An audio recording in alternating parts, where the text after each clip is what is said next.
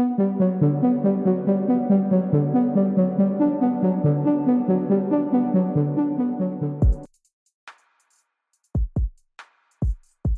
Pengadilan Kriminal Internasional atau ACC mengeluarkan surat perintah penangkapan terhadap Benjamin Netanyahu selaku Perdana Menteri Israel, Amerika Serikat langsung gerak cepat dan pasang badan. Washington secara tegas telah menolak keputusan ACC untuk mengeluarkan surat perintah penangkapan terhadap Netanyahu dan mantan Menteri Pertahanan Israel Yoav Gallant. Seperti yang diketahui, ACC mengeluarkan surat perintah penangkapan terhadap Netanyahu dan Gallant buntut dugaan kejahatan perang di Gaza. Beberapa anggota parlemen Amerika Serikat mendesak sanksi terhadap ACC atas keputusan tersebut. Dikutip dari The Times of Israel, Israel dikatakan bekerja sama dengan pemerintahan yang akan datang untuk mengambil tindakan hukum terhadap ACC. Bahkan seorang senator dari Partai Republik mengisyaratkan Amerika Serikat harus menyerbu Den Haag, lokasi ACC, sebagai balasan atas surat perintah tersebut. Sekretaris Pers Gedung Putih Karine Jean-Pierre mengatakan Amerika Serikat tidak akan melaksanakan surat perintah penangkapan dan menyebut tindakan ACC sebagai proses yang cacat.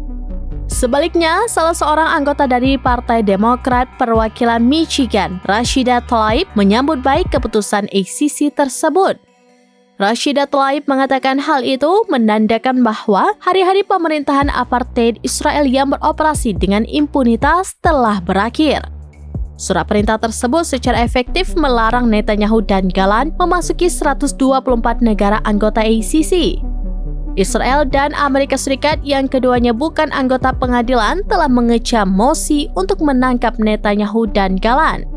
Kepala Jaksa ACC Karim Khan telah mengumumkan pada bulan Mei bahwa ia mengupayakan penangkapan Netanyahu dan Gallant, serta 3 pemimpin Hamas yang telah terbunuh. Pada saat itu, pemerintah Amerika Serikat menyerang Khan dengan mengatakan bahwa ia telah gagal memberi Israel kesempatan untuk menyelidiki klaim tersebut. Namun, pemerintahan Biden sejauh ini menolak seruan dari anggota Parlemen Republik untuk memberikan sanksi kepada pengadilan seperti yang dilakukan Trump pada masa jabatan pertamanya.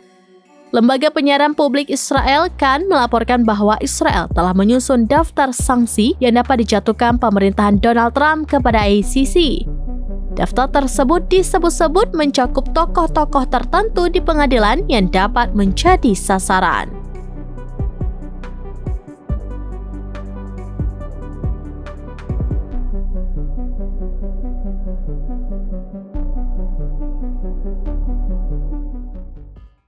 Download Tribun X sekarang, menghadirkan lokal menjadi Indonesia.